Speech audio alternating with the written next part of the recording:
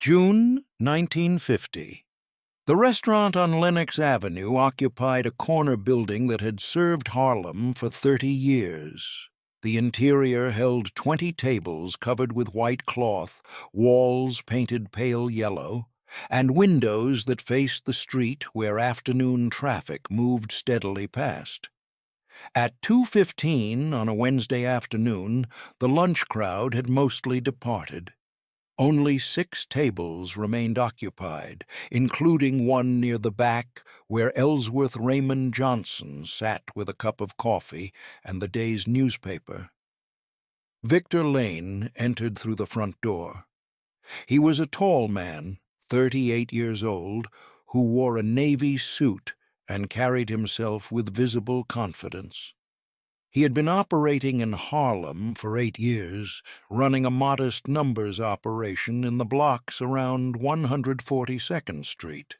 His organization employed perhaps 40 people and generated steady but unremarkable profits.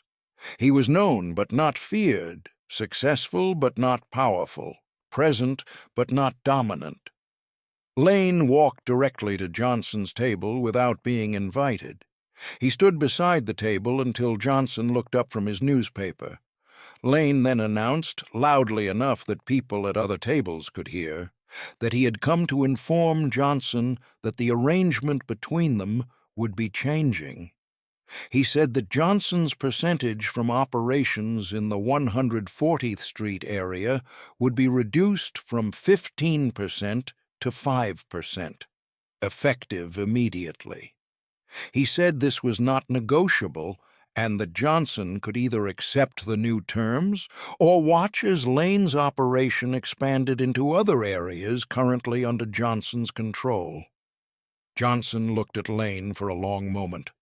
His expression did not change. He did not speak. He simply folded his newspaper, placed it on the table, picked up his coffee cup, took a final sip, and set the cup down carefully on its saucer. Then he stood, buttoned his suit jacket, and walked past Lane toward the door. He did not acknowledge Lane's statement in any way. He simply left the restaurant and walked north on Lenox Avenue. Lane stood by the empty table for several seconds, apparently surprised by the lack of response. Several people in the restaurant had witnessed the encounter. They had heard Lane's announcement and seen Johnson's silent departure. Lane's expression suggested satisfaction, as though Johnson's silence indicated acceptance, or perhaps fear. He left the restaurant shortly after Johnson, walking in the opposite direction. Johnson walked 6 blocks before entering a barber shop where he sometimes conducted business. He spent the afternoon there, reading newspapers, speaking briefly with various people who stopped by, giving no indication that anything unusual had occurred. To anyone watching, it was an ordinary afternoon. Johnson gave no sign of anger, concern, or even interest in what Lane had said. But Johnson's mind was working systematically through what had just happened and what it revealed. Lane's public announcement was not primarily about the percentage reduction. The specific number was almost irrelevant. What mattered was the public nature of the challenge. By making his demand in a restaurant where other people could witness it, Lane had created a situation where Johnson's response would be observed and interpreted by everyone in Harlem's underworld. If Johnson accepted the reduced percentage without resistance, he would appear weak. Other operators would conclude that Johnson could be challenged successfully. They would make their own demands. Johnson's authority would erode gradually as each successful challenge encouraged further challenges. Within months, he would lose the control he had spent 15 years building. If Johnson responded with immediate violence against Lane, he would demonstrate strength, but also instability. Violence was expensive, drew law enforcement attention, and created unpredictable consequences. Moreover, if Johnson resorted to violence every time someone challenged him, and he would spend all his time and resources managing conflicts rather than building sustainable operations. Lane had calculated that Johnson faced this dilemma and that neither option was attractive. Lane probably expected Johnson to negotiate some middle position, perhaps agreeing to 10% instead of 15%, or maintaining 15% while granting Lane more territory. Any such negotiation would represent partial success for Lane and would encourage others to make similar challenges. But Johnson understood something Lane apparently did not. The public challenge was based on a fundamental misunderstanding of how power actually worked in Harlem. Lane seemed to believe that Johnson's authority came from the percentages he collected, the territory he controlled, or the fear he inspired. Lane thought that by copying Johnson's operational tactics, controlling specific blocks, collecting regular percentages, making public displays of confidence, he could build comparable power. This was a category error. Johnson's power did not come from tactics. It came from systems. Johnson had spent 15 years building relationships with churches, businesses, community organizations, political figures, and law enforcement officials. He had created employment for hundreds of people. He had provided capital for legitimate businesses. He had mediated disputes. He had protected the community from outside predators. His criminal operations were embedded in a larger network of relationships and services that made him valuable to the community even while engaging in illegal activity. Lane had none of this infrastructure. His operation was purely extractive. He took money from the community through gambling and paid some of it to Johnson in exchange for operating permission. He provided no other services. He had no relationships with community institutions. He was simply a small businessman running an illegal enterprise. Lane's attempt to copy Johnson's tactics without understanding the underlying systems was like copying the visible movements of a skilled chess player without understanding chess strategy. The moves might look similar, but without comprehending why those moves mattered in the larger game, copying them was meaningless. Johnson's strategic response needed to demonstrate this difference without explaining it directly. He needed to show that Lane's challenge failed, not because Johnson was stronger or more violent, but because Lane did not understand what power actually required in Harlem. Over the next 3 days, Johnson held a series of quiet meetings with different people who played various roles in Harlem's complex social ecosystem. The first meeting was with Reverend Thomas Howard, pastor of the Greater Mount Sinai Church on 141st Street. Howard was 63 years old, a man who had led his congregation for 28 years and commanded deep respect throughout the community. His church was located in the area where Lane operated, and many of Lane's numbers runners and customers were members of Howard's congregation. Johnson explained that Lane had made a public challenge that created instability. He noted that when operators like Lane became aggressive and overconfident, they tended to expand operations in ways that increased addiction, crime, and social disruption. He suggested that community leaders might want to pay attention to whether Lane's operation was beginning to cause problems that had not existed previously. Howard understood the implication.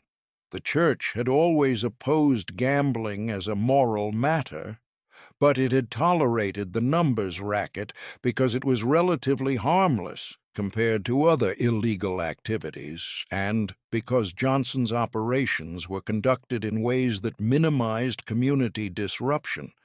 If Lane's challenge led to more aggressive operations that increased harm, the church's tolerance would diminish. Howard asked Lane to watch for changes in Lane's operation and to discuss any concerns with other pastors whose churches were in the affected area.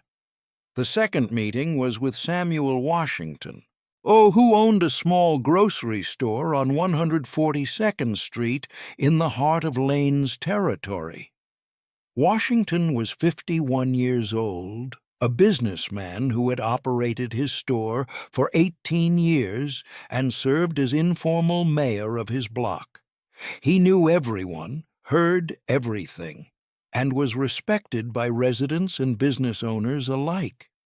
Johnson explained that Lane's challenge might lead to territorial expansion that could affect local businesses. If Lane tried to move into areas currently served by other operators, conflicts might arise that would bring police attention and disrupt normal commercial activity. Local business owners should be aware of potential changes and should document any problems that emerged. Washington recognized that Johnson was asking him to serve as an early warning system. If Lane's operations expanded or became more aggressive, Washington would notice and would inform Johnson. This information would allow Johnson to respond before problems became severe. Washington asked Lane to monitor Lane's activities and to communicate with other business owners about any concerning developments. The third meeting was with Officer James Brennan, a police sergeant who had worked in Harlem for 12 years, and had informal arrangements with Johnson regarding enforcement priorities. Brennan was 46 years old, an Irish cop who understood that complete suppression of illegal gambling was impossible, and that working with established operators like Johnson created more order than fighting against them. Johnson explained that a new operator was becoming aggressive and might attempt to expand into areas currently managed peacefully. If such expansion occurred, it might create conflicts that would require police intervention. Johnson wanted to ensure that if police intervention became necessary, it would be directed at the sources of instability rather than at operators who were maintaining order. Brennan understood that Johnson was setting up a situation where Lane's aggression would draw law enforcement attention while Johnson's operations would appear peaceful and stable by comparison. If Lane pushed too hard, Brennan's superiors would demand action, and Brennan could direct that action against Lane specifically. Brennan asked Lane to watch for signs of instability or conflict in Lane's area and to document any problems for his superiors. The fourth meeting was with Dorothy Mitchell, who ran a community organization that helped Harlem residents with various problems, including landlord disputes, employment issues, and access to social services. Mitchell was 55 years old, a woman who had built her organization over 20 years and had connections throughout Harlem's social service infrastructure. Johnson explained that aggressive expansion by small operators often led to increased addiction and family disruption as those operators prioritized profit over community impact.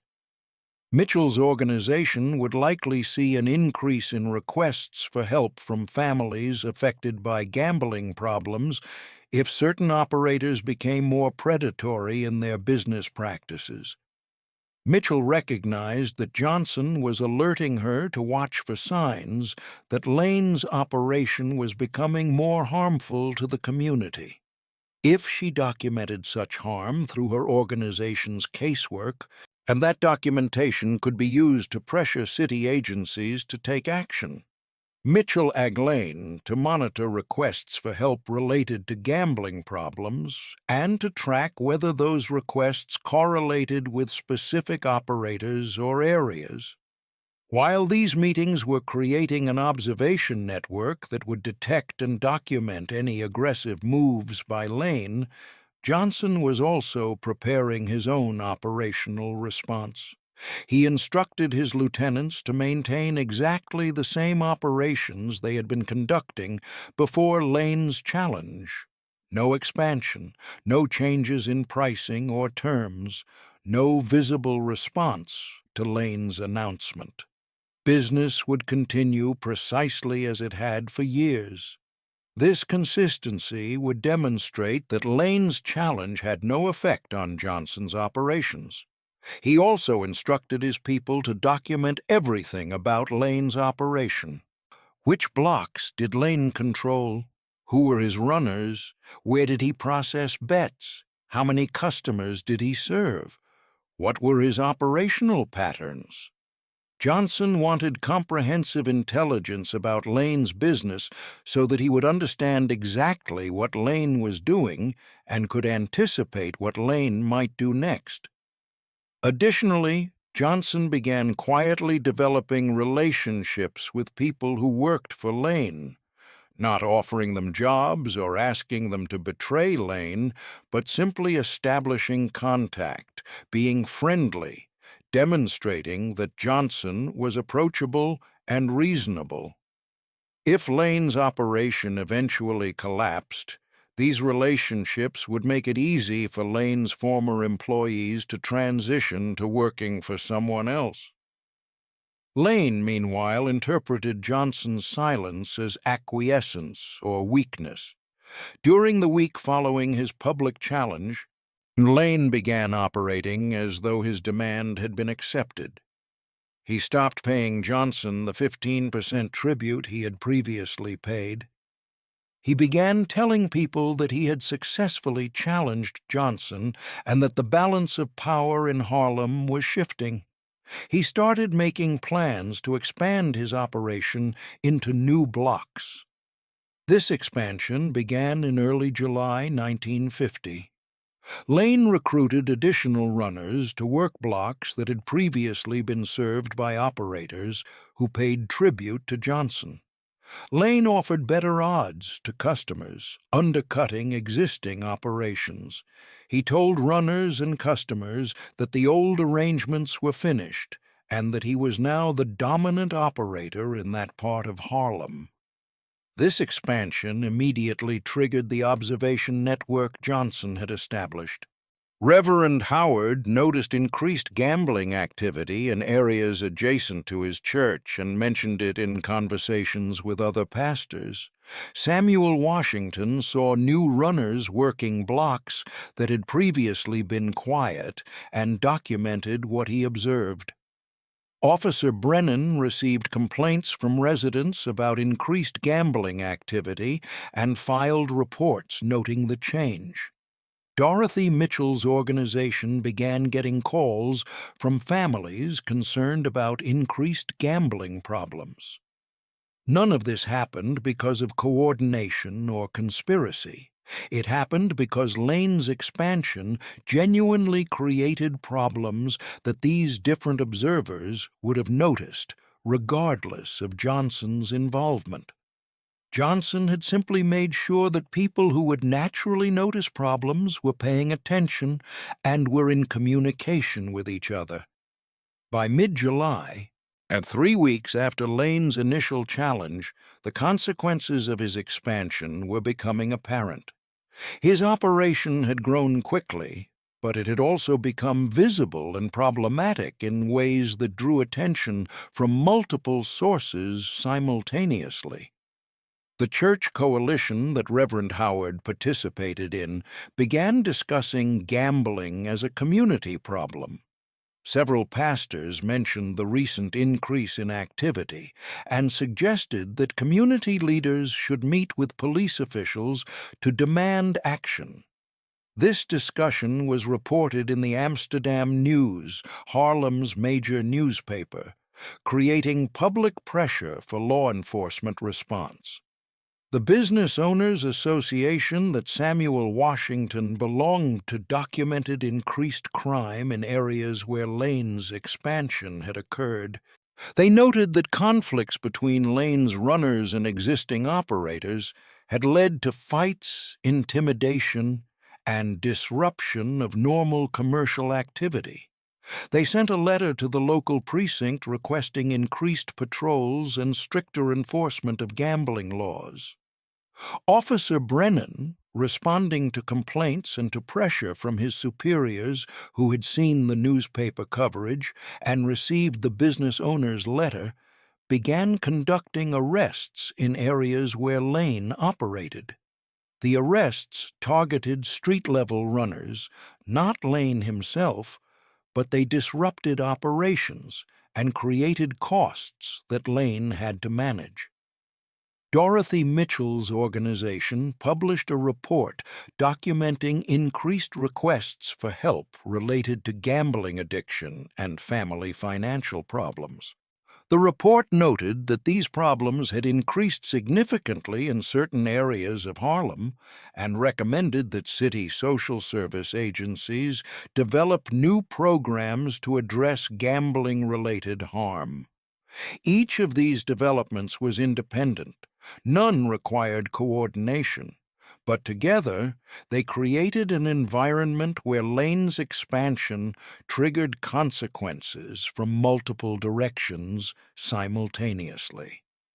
The pattern was clear to anyone paying attention.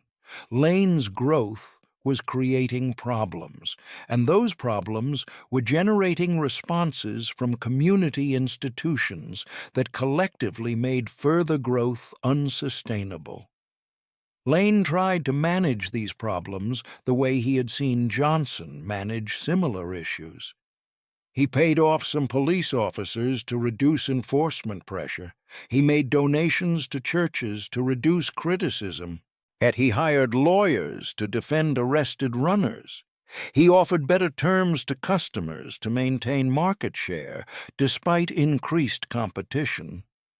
But these tactics addressed symptoms rather than causes.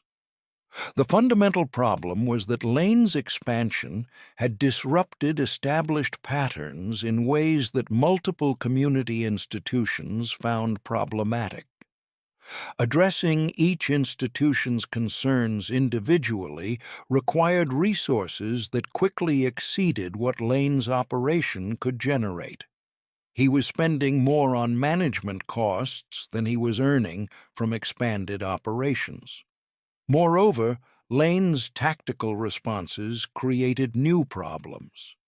The police officers he paid off were noticed by officers he did not pay off, creating resentment and increasing the likelihood of enforcement actions. The donations he made to churches were seen as attempts to buy silence, which offended pastors who viewed such donations as insulting. The lawyers he hired were expensive and were defending so many arrested runners that the legal costs became unsustainable. By August 1950, 2 months after Lane's initial challenge, his operation was in crisis. Enforcement pressure had increased costs. Competition from other operators who saw opportunity in Lane's difficulties had reduced revenue. The expansion that was supposed to increase Lane's power had instead created liabilities that threatened his core business. Lane finally recognized that he had made a strategic error. His challenge to Johnson had been based on a misunderstanding of what Johnson's authority rested upon.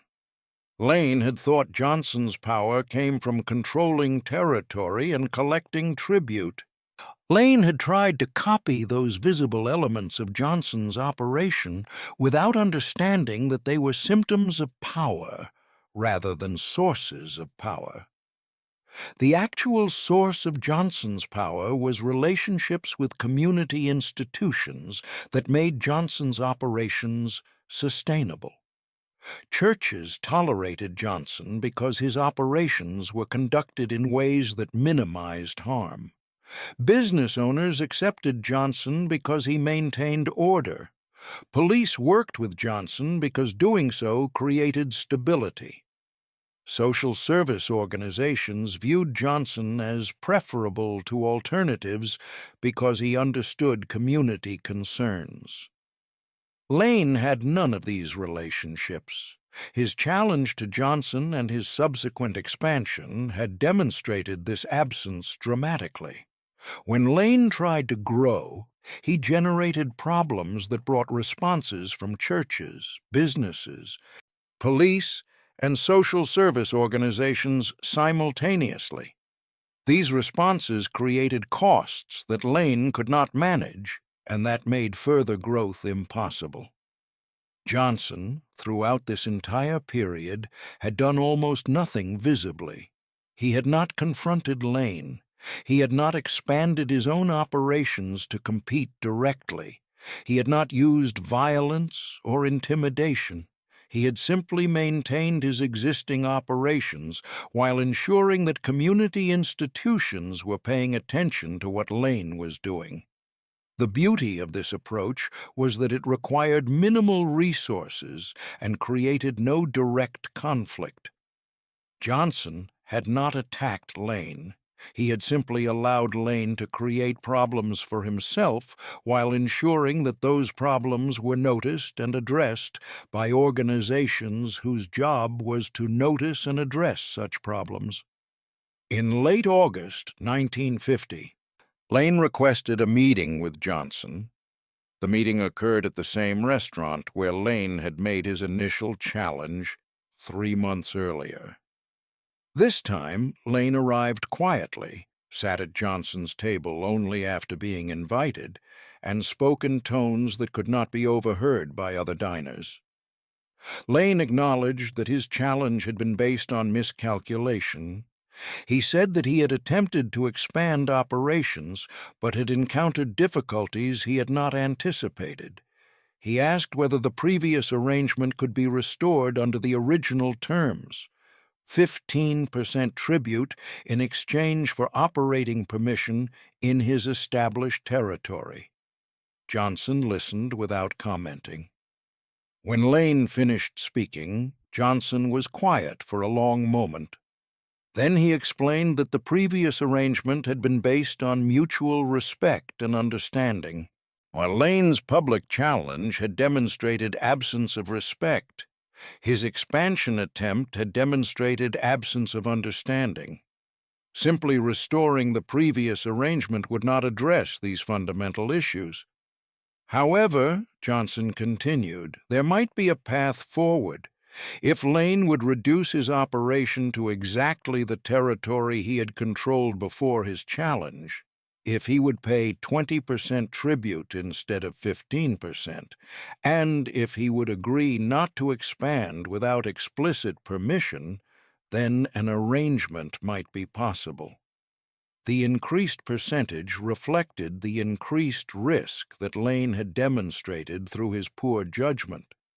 The restriction on expansion reflected the need to ensure that Lane would not create future problems through impulsive decisions. Lane had little choice but to accept these terms. His expansion had failed. His core operation was under pressure from enforcement actions and competition. Without an arrangement with Johnson, Lane would likely lose everything within months. With an arrangement, even under worse terms than before, he could stabilize and potentially rebuild. Lane ag Lane to Johnson's terms. The arrangement was formalized through handshake rather than written contract. Lane would reduce operations to his original territory, pay 20% tribute monthly, and seek permission before making any operational changes. In exchange, Johnson would ensure that enforcement pressure decreased and that other operators did not encroach on Lane's reduced territory. The victory was visible and verifiable. Lane's challenge had failed completely. He ended with less authority and worse terms than he had started with. His public challenge had become a public demonstration of Johnson's superior understanding of how power actually worked. Everyone in Harlem's underworld who had witnessed Lane's initial announcement also observed his eventual capitulation. More significantly, the manner of Lane's defeat taught lessons that influenced how other operators thought about challenging Johnson. Lane had not been defeated through violence or intimidation. He had been defeated through his own miscalculations and through the systematic response of community institutions that Lane had not understood existed or mattered. This was more powerful than a violent defeat would have been. Violence could be attributed to Johnson being stronger or more ruthless. But Lane's defeat demonstrated that Johnson understood systems that Lane did not understand, and that superior understanding was more valuable than superior force. The immediate aftermath created stability.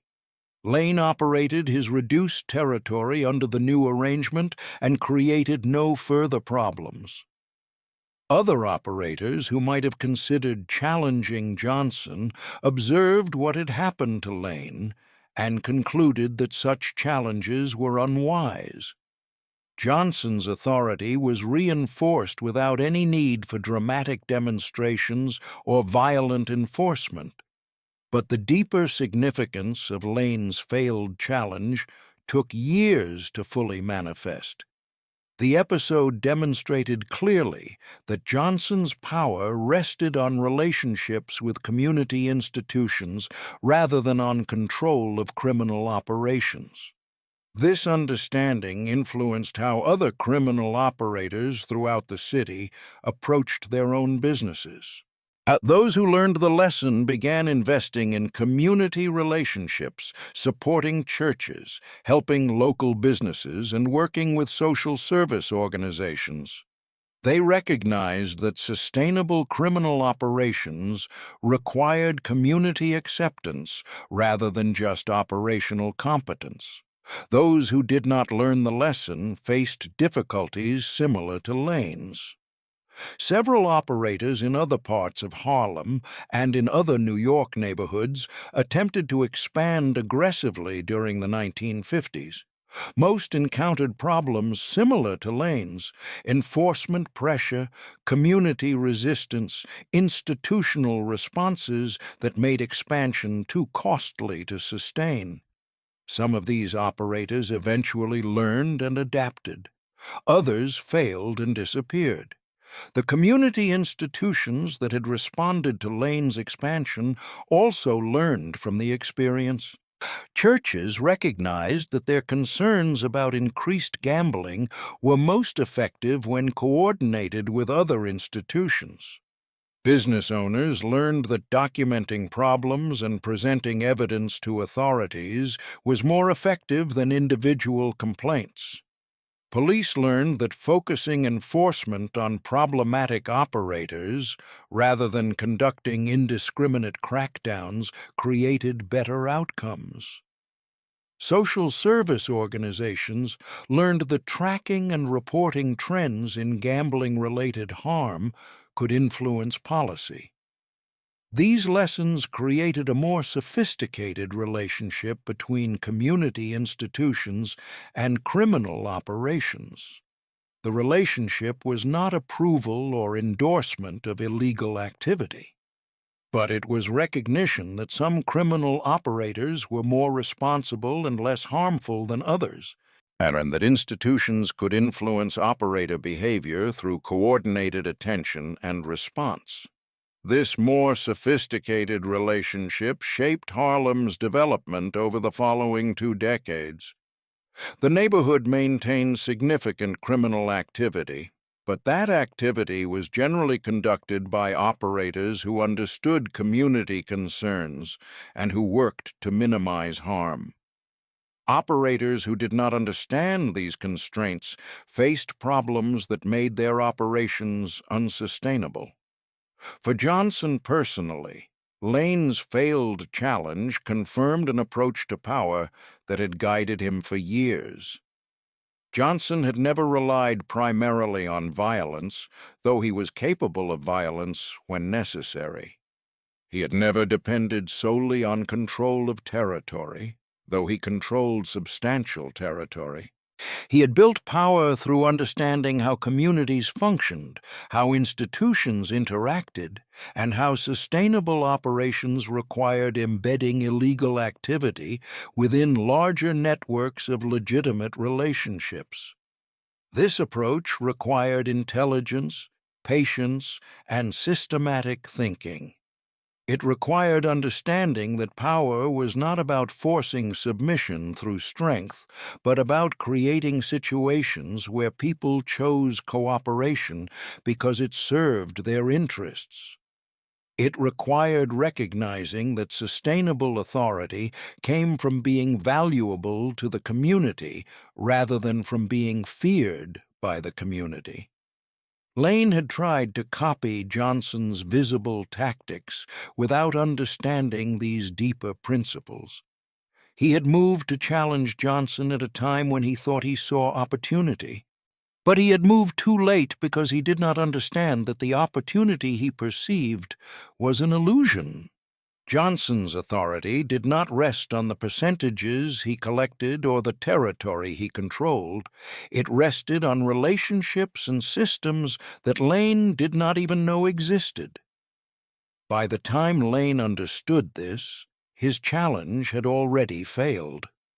He had spent resources expanding operations that created problems he could not manage. He had antagonized community institutions that he did not know mattered. He had demonstrated poor judgment that made people reluctant to trust him with greater responsibility. Even if Lane had understood these issues earlier, it is unclear whether he could have built the kinds of relationships Johnson had built.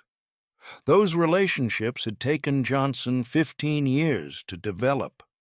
They were based on a consistent behavior over time, on demonstrated concern for community welfare, on reliability and judgment proven through countless small decisions.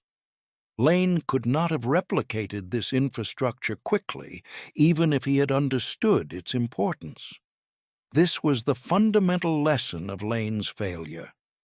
Power built on relationships and systems could not be copied through imitation of tactics.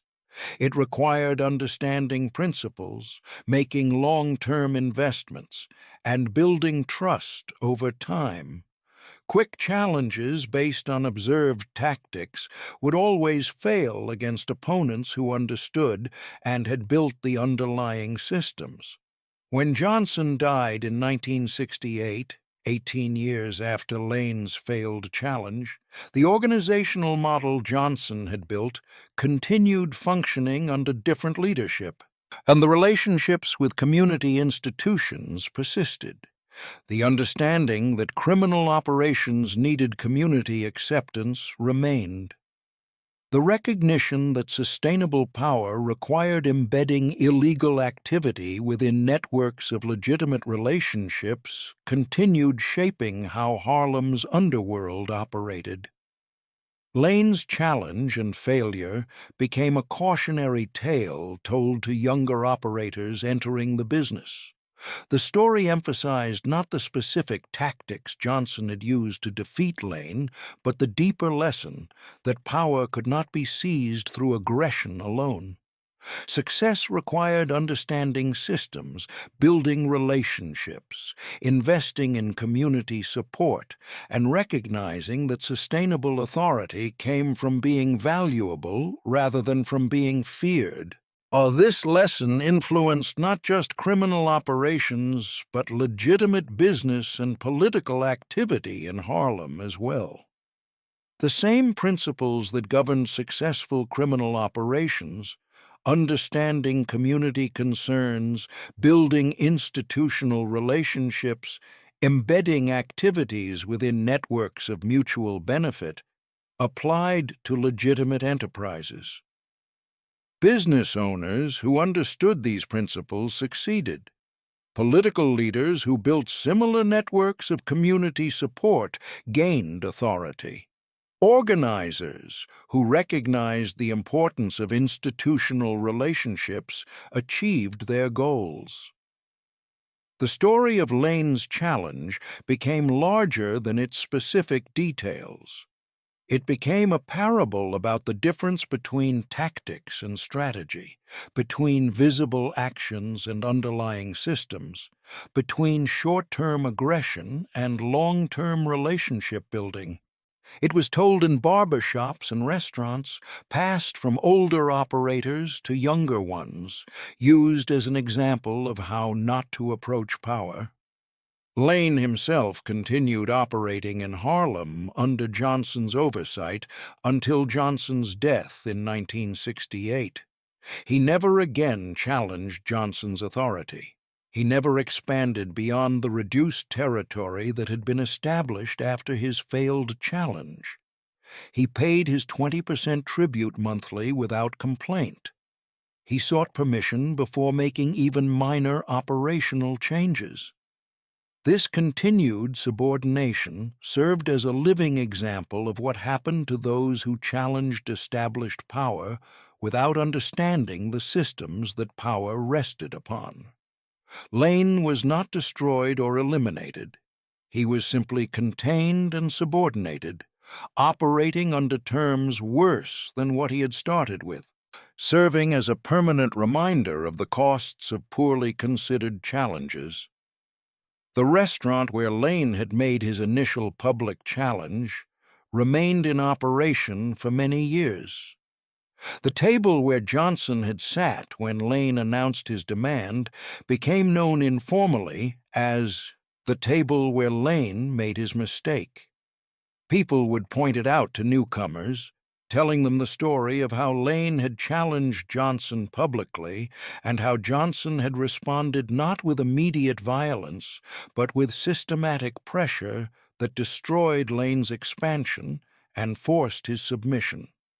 This memorialization of the event in physical space and in oral tradition ensured that the lesson persisted beyond the specific individuals involved.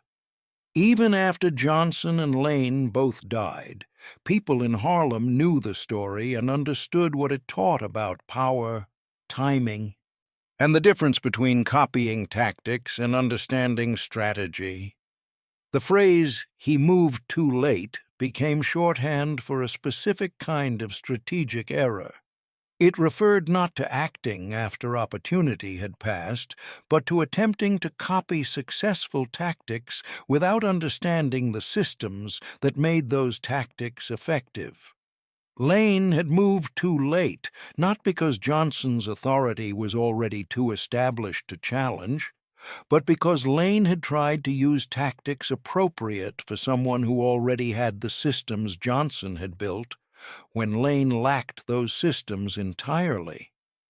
This specific meaning of moving too late influenced how people thought about timing in various contexts.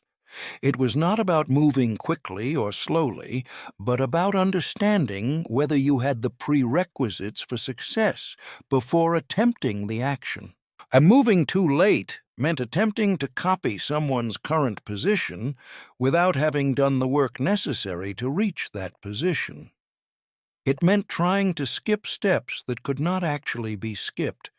This understanding of timing and prerequisites became part of how Harlem's community thought about success in various domains.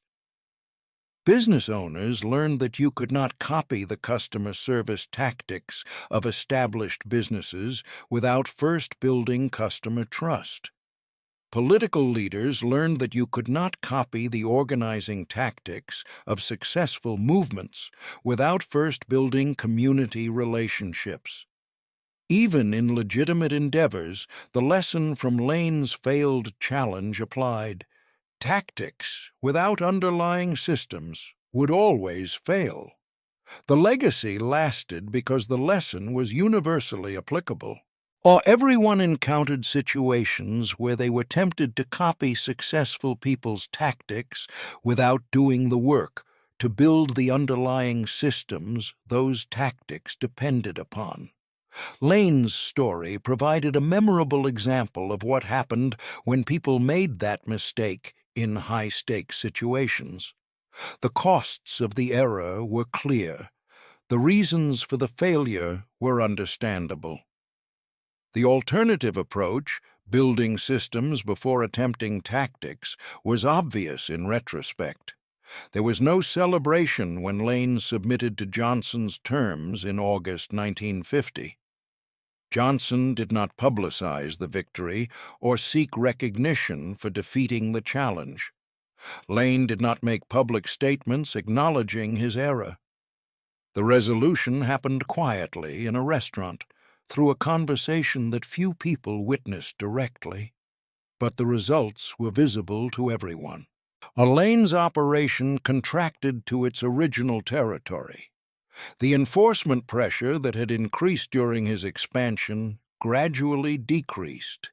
The competition that had emerged to challenge Lane's overextension withdrew. Stability returned to areas that had experienced disruption during Lane's failed expansion. This return to stability was the real victory. Johnson had maintained order without widespread violence, without massive law enforcement intervention, without destabilizing the broader community. The disruption Lane had created was contained and reversed through systematic pressure that made further disruption unsustainable. The community's institutions had functioned as they were supposed to function, responding to problems and creating costs for problematic behavior, and the lesson was learned. Other operators observed and adjusted their own approaches. Fewer challenges emerged in the following years because people understood that Johnson's authority rested on foundations that could not be quickly replicated or easily overcome. Those who did challenge Johnson did so more carefully, with better understanding of what would be required for success. Most concluded that the effort was not worthwhile and chose instead to operate within the existing system. This was sustainable power, power that maintained itself through demonstrated competence and community acceptance, rather than through constant enforcement and violent demonstration. It was power that educated potential challengers about the requirements for successful challenge, leading most to conclude that meeting those requirements was more costly than accepting the existing arrangement. Lane's attempt to copy Johnson's moves had failed because Lane moved too late, not in terms of calendar time, but in terms of understanding the prerequisites for the tactics he attempted to copy. By the time Lane understood what those prerequisites were, he had already expended resources on a failed challenge that left him weaker than when he started. This was the enduring lesson that shaped power dynamics in Harlem for the generation that followed.